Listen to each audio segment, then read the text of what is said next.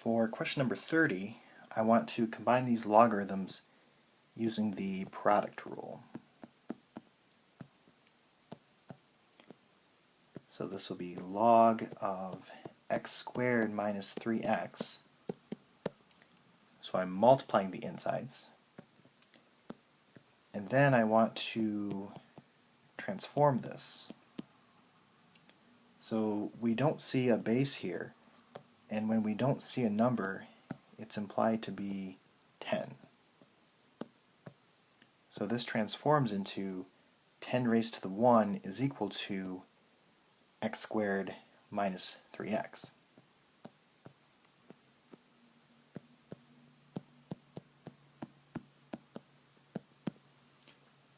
And I see that I have an x squared term and an x term. So I'm going to try to get everything onto one side, 0 on the other, and then factor. So I'm going to move that 10 over, and this will be x plus 2 times x minus 5. So set x plus 2 equal to 0, set x minus 5 equal to 0, x is equal to negative 2, x is equal to positive 5. And then if I check these back in the original, negative 2 makes this logarithm a negative number. It also makes this one a negative number, but as soon as it makes one of them a negative or 0, you need to throw it out. If you plug in 5, it's okay in this one, and 5 minus 3 is 2, which is okay in this one. So 5 will be our solution.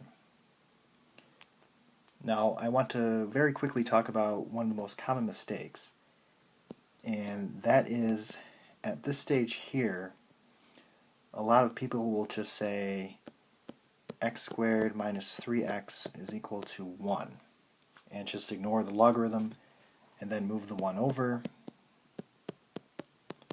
and then try to factor that.